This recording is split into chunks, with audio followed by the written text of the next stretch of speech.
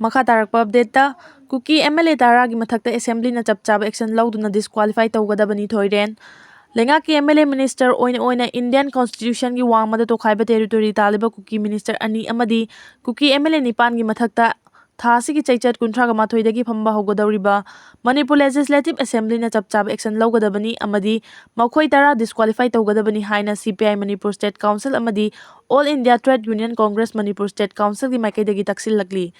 Imphal Roop Mahal da Laiba Irabo Baban da Pangthokpa Paugi Mifam Amada CPI Manipur State Council ki Secretary L Thoren Hai Mamang Chahi ki Mei Ahumdagi thorakiba irang asigi marumda Manipur machet tana thugaina ba honariba state lengakta hojik minister oiriba ani yauna MLA nipan gi mathakta logi matung ina hojik fawba action amata lawba ngamdana lairi masigi mathakta BJP gi Kuki gi MLA sing asigi mathakta party na karigi action lawba ngamdribano MLA minister Amana phangba chakthung amasung hak khudimak chap chana fangali si center amasung state lengaki karamba aronba agenda laibano haina thorena hangki paugi mifam adu saruk yakiba All India Trade Union Congress Manipur State Council ki secretary L Sotin Kumar na hai state asida special status pinaba Manipur gi territorial integrity kaidanaba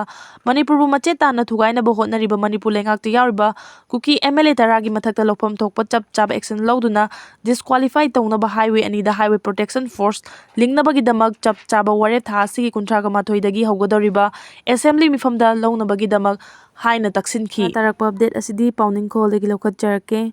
Manipur deploy tawriba Assam Rifles ta penaraktaba Manipur haukiba chahi 2023 gi May ahumdagi thorakliba Kuki narco terrorist singna satharakliba lan asifana kuire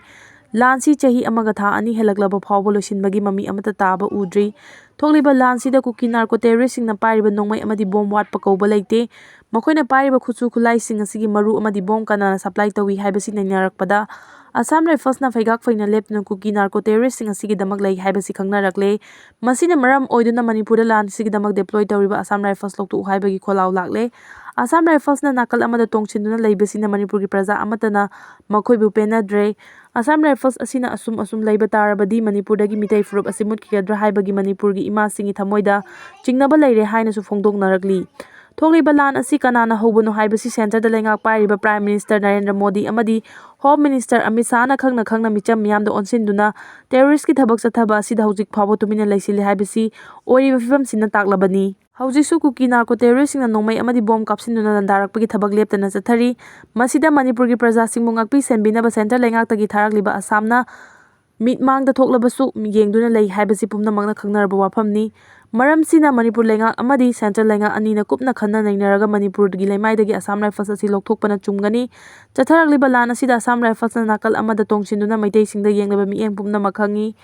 Manipur da tangdu laita balamdam ama purakna bo hotnabada Assam Rifles fu lokthoklaga atopa central force amana mahut sinnaba thorang paikhatpaga loinana miyangi punsida ipai thapai riba asi mahusagi normal life ta lehenna bo hotnasi